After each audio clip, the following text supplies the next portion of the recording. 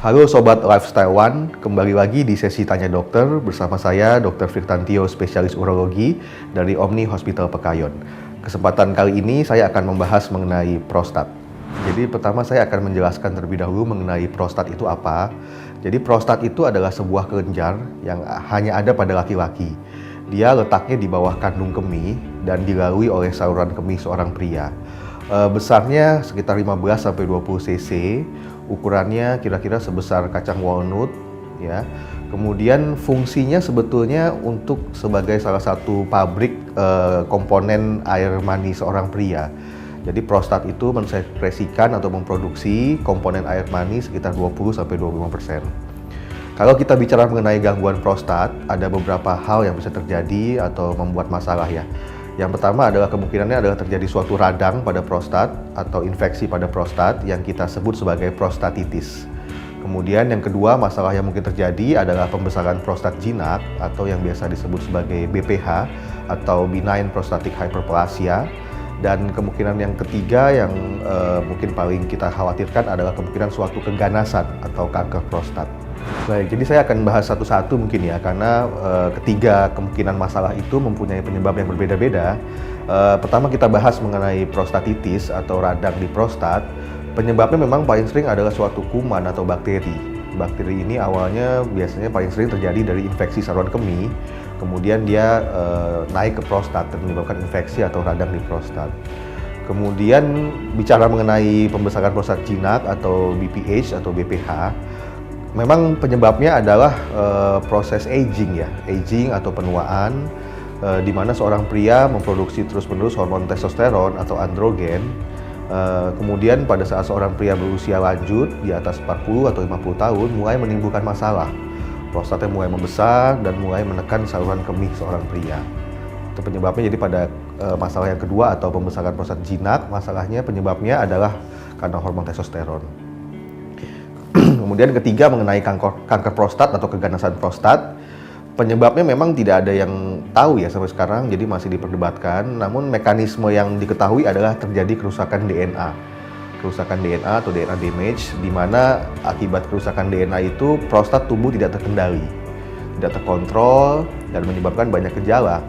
Faktor resikonya, kalau kita bicara faktor resiko kanker prostat ada banyak gitu, antara lain makanan, dikatakan makanan tinggi lemak, kemudian produk-produk dairy atau produk-produk susu, itu menyebabkan atau memicu kerusakan DNA itu lebih cepat. Yang kedua, faktor-faktor lain seperti merokok, kemudian paparan zat kimia, itu juga dikatakan memicu pertumbuhan prostat abnormal sehingga menjadi kanker.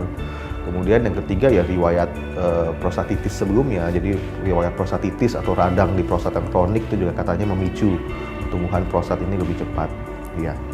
Faktor resikonya sih memang dikatakan lifestyle ya, jadi ada penelitian yang membandingkan mereka yang memang pada saat mereka dengan masalah prostat atau gangguan prostat ya, pada usia di atas 40 atau 50 tahun, itu mereka pada saat usia muda ternyata gaya hidupnya kurang baik. Seperti apa gaya hidup yang kurang baik? Mereka kurang olahraga, jadi sedentary lifestyle ya. Ya seperti masyarakat perkotaan, seringkali kita jarang aktivitas fisik, jarang olahraga. Jadi mereka yang jarang olahraga memang dikatakan pertumbuhan prostatnya lebih cepat dibanding orang yang memang rutin berolahraga. Kemudian yang kedua tadi makanan ya, faktor makanan. Jadi makanan ya junk food atau western food yang dia tinggi lemak, kaya lemak, kemudian digoreng-goreng, yang minyak, itu juga dikatakan faktor risiko yang membuat prostat tumbuh lebih cepat. Salah satu faktor risikonya memang seperti itu ya. Jadi seseorang yang terkena prostatitis pada usia muda dan dia kronik atau berulang dan tidak ditanggulangi, memang dikatakan faktor risiko menjadi kanker prostatnya pada saat usia lanjut di kemudian hari memang lebih tinggi dibandingkan mereka yang tidak ada riwayat prostatitis. Namun memang mekanisme pastinya tidak diketahui gitu. Bicara gejala, memang ketiga masalah prostat ini mirip-mirip ya gejalanya. Jadi prostatitis itu paling sering diderita pada usia muda sebetulnya, dewasa muda, usia 30-an, jadi di bawah 50. Ya, gejalanya sebetulnya mirip semuanya, tiga-tiganya. Jadi adalah gangguan saluran kencing ya. Gangguan itu bisa dua, jadi bisa gangguan urinnya tersendat, tersumbat, atau terlalu sering ya. Jadi misalnya gangguan tersendat tuh buang air kecilnya sulit, tersendat-sendat, tidak lancar. Kemudian pasien mengeluh terputus-putus kencingnya. Kemudian pasien seringkali mengeluh pada saat sudah di toilet tidak langsung keluar air urinnya, jadi harus menunggu sedikit lama, butuh waktu beberapa saat dibandingkan dengan orang lain dia baru keluar urinnya. Jadi mungkin lebih nyata pada saat di toilet umum misalnya. Jadi misalnya kita toilet umum laki-laki gitu ya, kita bandingkan dengan orang di sebelah kok kita agak lama keluarnya gitu. Nah itu sudah harus curiga apakah memang ada masalah tidak di prostatnya. Kemudian juga tadi yang saya katakan adalah keluhan yang terlalu sering. Jadi masalah prostat itu tidak hanya tersumbat sebetulnya, tidak hanya susah buang air kecil, tapi bisa juga terlalu sering ya. Jadi sebentar-sebentar ingin ke toilet, kemudian frekuensi kencing banyak sekali, tidak tuntas, tidak lampias. Jadi setelah buang air kecil masih ada sisanya. Harusnya kan pada orang normal kita setelah buang air kecil semua bisa dikeluarkan ya, jadi tidak berasa lagi ada sisanya.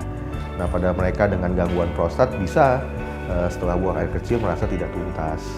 Atau misalnya terbangun-bangun di malam hari, jadi kita sebut nokturia ya. Jadi pada saat kita sedang tidur nyenyak, tiba-tiba terbangun karena ada rasa ingin kencing gitu. Jadi ada sensasi ingin buang air kecil yang tidak tertahankan sampai kita terbangun beberapa kali. Itu juga merupakan salah satu gejalanya. Gejala lain yang juga mungkin ditemui adalah misalnya buang air kecil bercampur darah ya, atau buang air kecil keruh misalnya sudah terjadi infeksi lanjut ya. Atau juga pada kasus prostatitis seringkali keluhannya adalah pada saat ejakulasi seorang pria mengeluarkan darah atau bercampur darah, atau disertai nyeri pada saat ejakulasi. Itu juga salah satu faktor atau salah satu gejala yang kita harus waspada terjadinya suatu kondisi prostatitis atau radang di prostat ya. Dan juga yang lain, gaya hidup yang perlu diperhatikan adalah merokok, kemudian kebiasaan alkohol itu juga ya sama dengan penyakit lain, dia juga ada faktor atau ada peran juga untuk pertumbuhan prostat ini gitu. Ya jelas, jadi seandainya memang ditemukan secara dini, sedari dini, kita bisa obati penyakit prostatitis atau radang prostat itu ya. Memang seringkali agak susah kita mendiagnosanya prostatitis karena pasien susah mendeskripsikan gitu. Biasanya pasien katakan bahwa dok, kencing saya nggak nyaman gitu, ada sesuatu yang nggak nyaman. Cuman kita periksa urin semua normal, kemudian di USG juga prostat tidak begitu besar volumenya. Nah ini biasanya khas tuh untuk prostatitis atau radang prostat ya. Untuk mendiagnosanya sebetulnya mudah sekali, bisa dilakukan dengan pemeriksaan fisik. Biasanya dokter akan melakukan pemeriksaan colok dubur namanya. Jadi akan memasukkan jari melalui anus ke arah prostat, kemudian akan diraba rasakan oleh dokter. Pada kasus prostatitis atau radang prostat itu biasanya memang terabaannya agak lunak dan nyeri sekali. Jadi begitu ditekan prostatnya itu nyeri hebat, tak tertahankan. Seringkali pasien juga pada kasus prostatitis ini mengeluhkan nyerinya di bawah buah zakar. Jadi antara buah zakar dengan anus, atau kita sebut diperbanyak jadikan bagian dari rutinitas harian, minimal 30 menit per hari pun sudah cukup sebetulnya untuk mencegah prostat itu tumbuh besar menjadi tak terkendali. Itu. Sekian sesi Tanya Dokter kali ini. Jika ada pertanyaan, silakan tulis di kolom komentar.